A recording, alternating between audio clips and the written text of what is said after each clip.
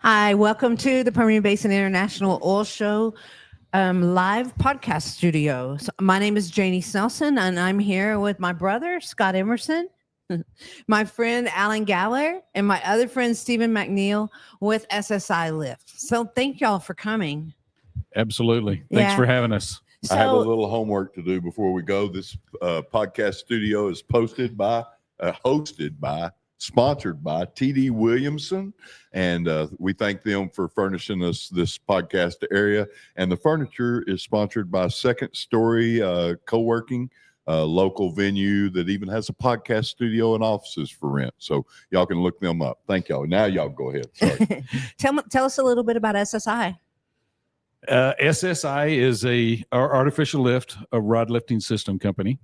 We're headquartered here in Midland. We've been out here for 7 years. Yeah, we've been out here for at least 7 years now. We manufacture long stroke intelligent lifting systems. So out here in the Permian specifically, we're doing conversions, ESP to rod lift conversions, trying to lower that operational cost and without giving up on your production. That's awesome. I have I work for Super Rod. We make a fiberglass rod out of Big Spring, Texas, and we have partnered together with some operators where we're using our fiberglass rods and y'all's long stroke unit, and it's working very well. It is working very well. I appreciate y'all throwing me in the mix when you get the opportunity. Absolutely. I drove by the location not too long ago, and it was funny to see Brand X pushed off to the side on that location, just rusting away. Just rusting away. And they hadn't had to pull the well, right? No, they have not. That trial is that is still correct. running now. So that's a good little partnership between y'all and Super Rod on that well for that operator. Yes, it is. So where are y'all?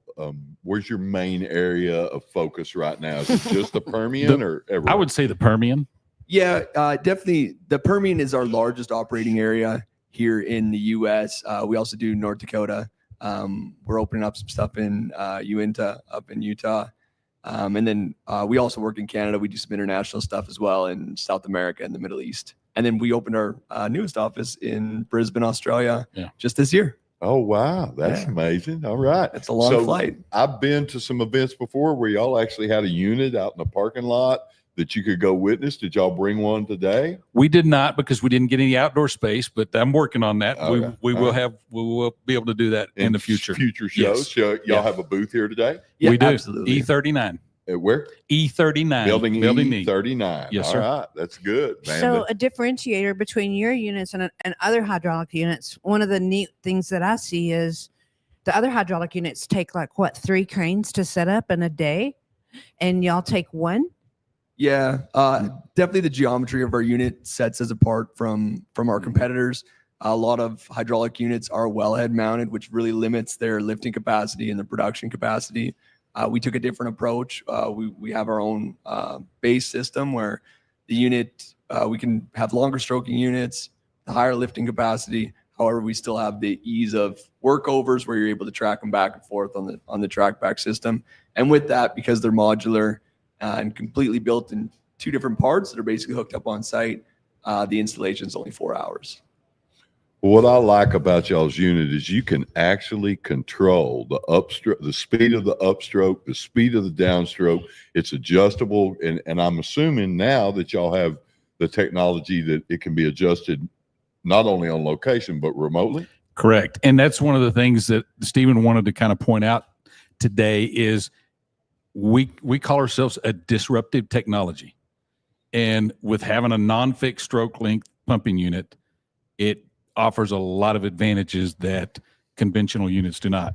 And I think Stephen had a few things he wanted to speak to about that. Please do. Absolutely. We have a logic package within our unit. We call it Smart Speed Logic. And it basically works in 2 different ways. To your point, we can definitely control stuff on location. We can control it remotely through any SCADA package. But as we move forward with PLCs, we're now putting AI into the system and having it automatically react to the well. So with that, we're able to do two things. Well, one, we can optimize the well based on the production being there. So we're making sure we're getting the most efficiency out of a well Basically, every stroke you're getting the most oil possible, the highest pump fillage. And then the second part of that is you're also protecting rods. So, with our rods, we always want to make sure we're not damaging them. We're not putting them into compression, those kind of things. So we can set pound values within our unit where it avoids putting them into compression. It can sense gassing issues, slow down, speed up, pause, turn around and stroke, a bunch of different things. So it's having that non-fixed stroke length, having that PLC within the unit. It allows you to do some pretty incredible things when you compare it to a traditional pump jack with a fixed stroke length moving around in a circle. Yeah.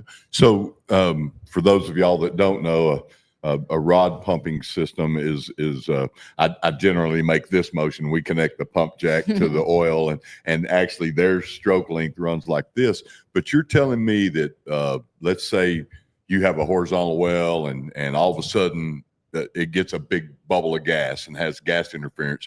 Your unit can notice that and immediately change stroke to allow that gas to dissipate, get a full pump load, and keep on pumping. Absolutely. The unit will register that. You get a card so you can see it too, but without any human intervention, our unit will see that, slow down, let the gas come through, and then once it gets full pump cards again, it'll speed back up. Well, I can see why it's disruptive, Alan, because I come from old school in the 70s when we ran our pump jacks with Ajax motors, and they ran, and if they were pounding, they just kept pounding, and the compression tore up rod strings rather quickly. Y'all are changing the way the industry rod lifts. Absolutely. I think, we love our operators. Our operators are out there operating these wells, but you can't look at every well all the time. Right. So having something like this, I sometimes refer to it as a well watchdog. It basically is looking at every stroke, every card, and making an intelligent decision on what to do next. That Steve and I used to say it, that a lease operator, of course, we were called pumpers when I started, and it was like the scout on the wagon train. He was always out there looking for trouble before it started, and tried to steer and call the roustabout company, all that. It's almost like y'all are a lease operator in the pumping unit. Correct. Absolutely. It's amazing. like, I have a lot of respect for the operators out there. They're working all the time, but that those bad gas interference cards, they're going to come in at 3 a.m. and you want your unit to react to that, not sit and hammer away until somebody intervenes at 6 or 7 in the morning. So how does the cost compare to a conventional, Lufkin pumping unit? That's a good question. So when we look at our conventional pumping units, nowadays with a higher production well, you're going to see things like a VFD, a pump off controller, or a SCADA package, your belt shifts, weights, all that kind of stuff. Lots of jewelry. Yep. So, if you add all those things in together to your traditional, say, 912 system, sure, then we would be competitive. Gotcha. That's the price that we're aiming for, is basically a fully kitted out 912, and that's where we. So you're a little more expensive up front, but it sounds like you're going to save all kinds of money on optimization. Absolutely. And then another big slice of our business too is them ESP conversions. So when we get our ESPs, definitely have a place in our industry.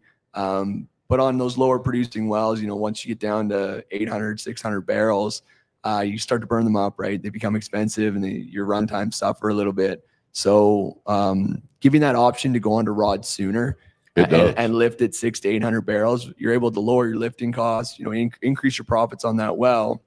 And another kind of side thing that we've seen with those ESP conversions is a lot of customers here struggle with power requirements in their fields.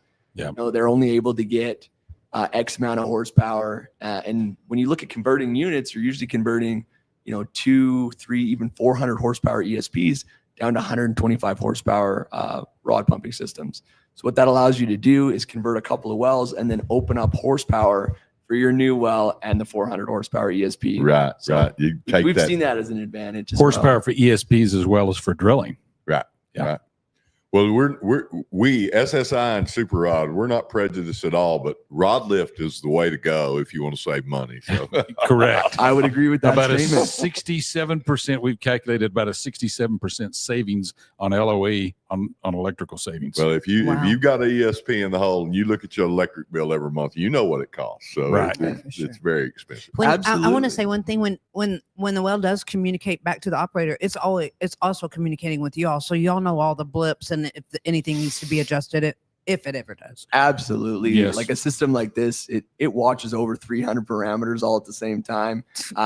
It can communicate with everybody. We can get you set up so someone will communicate with you. If you Yeah, want, I love you, Jamie. but not that much. No.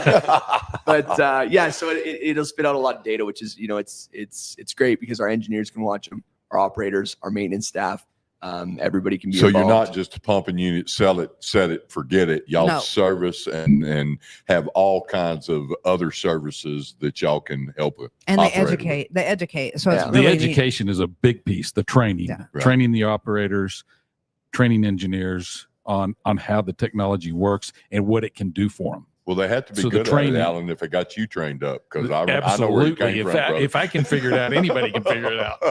We're still working on We're that. still working on that too. Yeah, It's a He's a- work in Yeah, progress. I Alan is a understand. work in progress. always Well, have thanks been. y'all for coming in. We really appreciate it and loved, highlighting SSI and y'all. How do we get a hold of you?